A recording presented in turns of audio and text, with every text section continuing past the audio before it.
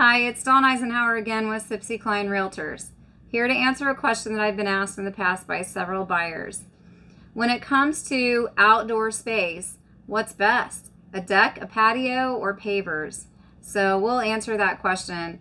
It may not help. Hopefully it doesn't confuse more than it helps, but I'll give you some pros and cons of each type, of each major type. So the most basic outdoor space is the deck. Decks are wonderful. They're versatile. You can have tiered decks. You can have low decks. You can have decks that are raised. You can have balcony style decks.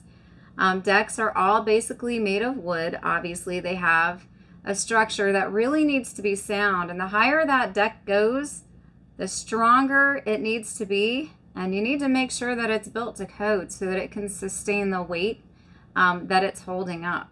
So they come in all different shapes and sizes, very popular because they fit so many different areas. Again, they can be low, they can be average height, they can be raised.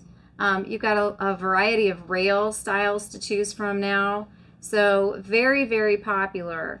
The cost of lumber is up now, so you have to take that into consideration when you're building a deck. The downside to a deck is that unless you have Trex, the weather really works on them. So they can be kind of a high maintenance type of an outdoor element when you're looking at your backyard or your side yard or front yard. So things to consider with decking. And again, Trex is a great alternative. There are even some metal rails out that don't wear and tear in weather quite like the wood ones do.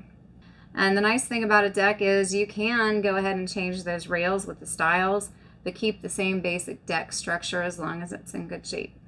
Another element similar to the deck would be a patio. Patios are fantastic. Obviously, sometimes you'll have to take into consideration steps going down to the patio if the ground is significantly lower than the walkouts. So wonderful though, once you pour that patio, it's there for a very long time, and stamped concrete makes a gorgeous patio. One thing you have to keep in mind with patios though is that you are dealing with concrete, and over time it can crack, it can break, or it can sink. And the last thing that you want is to have a patio that sinks and causes water to slope back toward your foundation. So if you do have a patio, you do have to keep in mind that you don't ever want that patio to slope back toward the foundation of your house. You always want a nice slope that takes water away from your house and doesn't encourage it to roll toward your house. You do need to keep patios, concrete patios, sealed because, you know, when the winter comes along, a lot of people like to throw salt out on concrete surfaces. That's not necessarily good for concrete. So keep your concrete sealed so that it holds up, and really watch it and keep an eye on it for any dropping or cracking. If it is cracked, obviously in the winter, if you're in a cold climate, that freezing rain can get down there and then just cause all kinds of trouble, or water, and when it freezes it can expand and make that crack bigger in your concrete.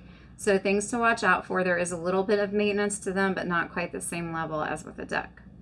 For a long time, even still, but in the 90s, early 2000s, paver patios were all the rage, and they're very beautiful. They're still very popular.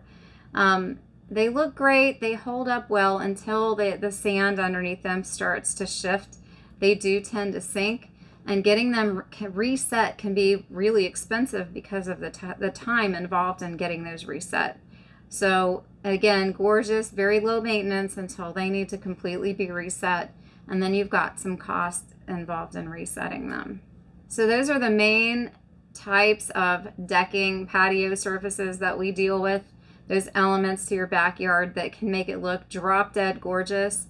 Just keep in mind that everything comes with maintenance and everything has its pros and cons. But in the end, you just need to pick your favorite, do the best you can to make it as maintenance free as possible, and enjoy it, especially while the weather's warm if you're in a seasonal climate. If you've got questions about this or anything else real estate related, give me a call, 513-236-1254. If you're watching on YouTube, please remember to subscribe. Thanks, have a good one. Bye.